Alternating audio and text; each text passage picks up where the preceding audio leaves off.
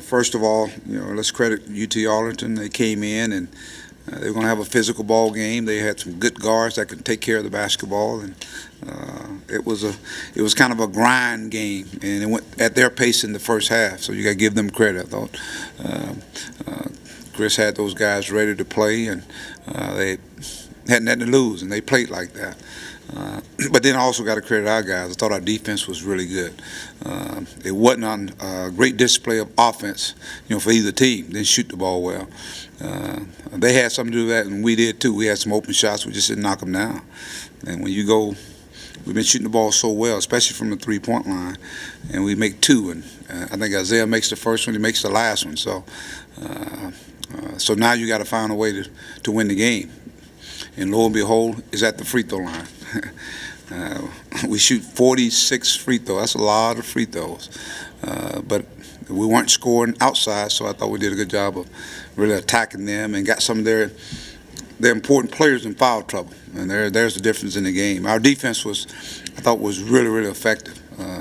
Even in the first half. It's funny because we were pressing them to speed them up, and they were pressing us to slow us down. But we got a nice rhythm. I think much better rhythm in the second half.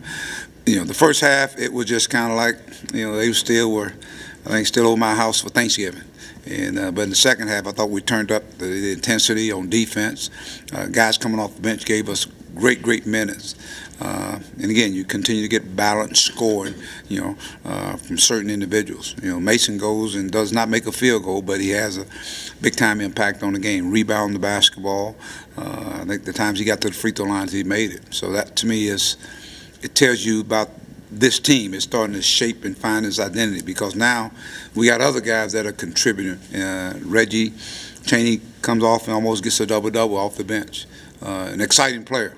He has some highlight plays out there and some almost highlight plays. But we're still a work in progress, so we're still trying to get better. How big was it to play that last 9:26 without Gafford and actually increase the lead? Well, that's the thing. I think the growth in this basketball team, because there are going to be some times where he may get in foul trouble. Who are the guys going to come in and give us some great minutes? I thought Gabe gave us some good minutes. And, of course, Reggie was one of those guys. And then I thought Adrio stepped up as well. So it was good to see that. We had some guys stepped up and more offensively and defensively. I think more defensive than it created some offense for us. Mike, had you seen anything in practice lately that gave you any indication that you might have a breakthrough at the line like you had tonight? We work on free throws all the time. So I think guys are just, they're just taking an opportunity to work on them. That's all. It's just a matter of confidence going up and knocking them down. Daniel knocks them down. Adriel knocks them down.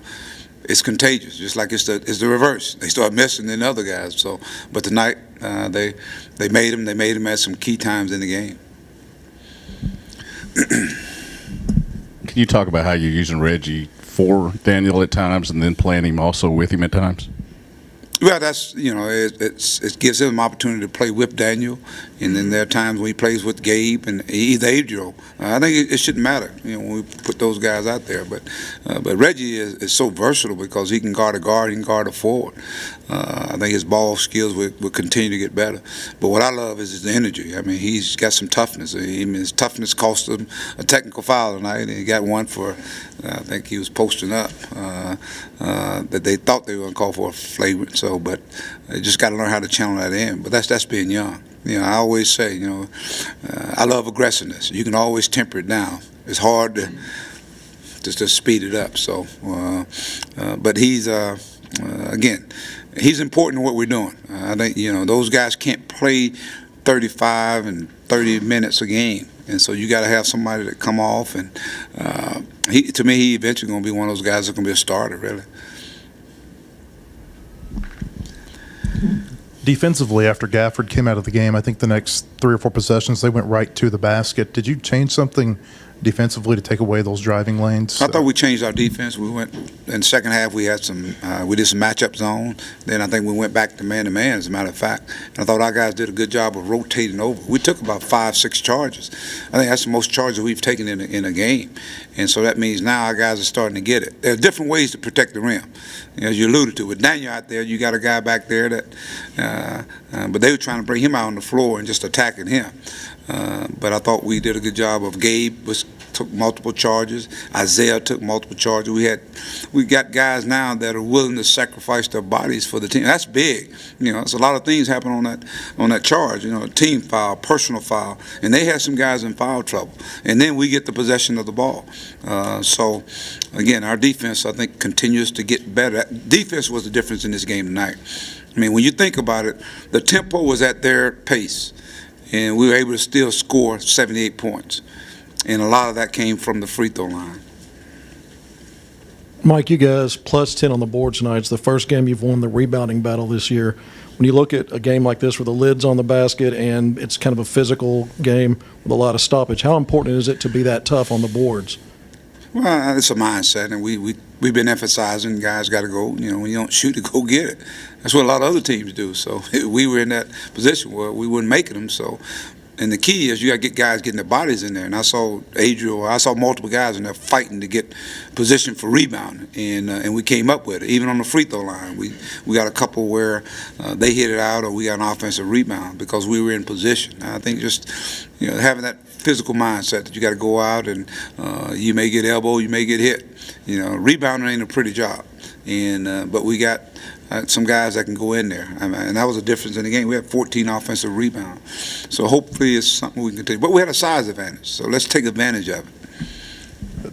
Daniel and Adrio both had a lot of tips and a lot of block shots around the perimeter tonight. How much did you think your length affected their perimeter game? I thought our guys did a good job of staying home with those guys. They had some guys who can really shoot the ball from deep range. I think the Dennis kid, he's one of those guys who can light it up. We just had a guy from Montana State light us up for 7 in the first half. And so we didn't want that to take place again. So our guys, they were paying attention to detail, and that is, as those guys make shots, you push them out even further, and they use their length and their athletic ability, and that's only going to help us. Going to help us because we're going to find teams that, when a switch occurs or in a matchup zone, they got to come out. They got to be able to keep those guys in front of them. All right. I hope everybody had a good Thanksgiving.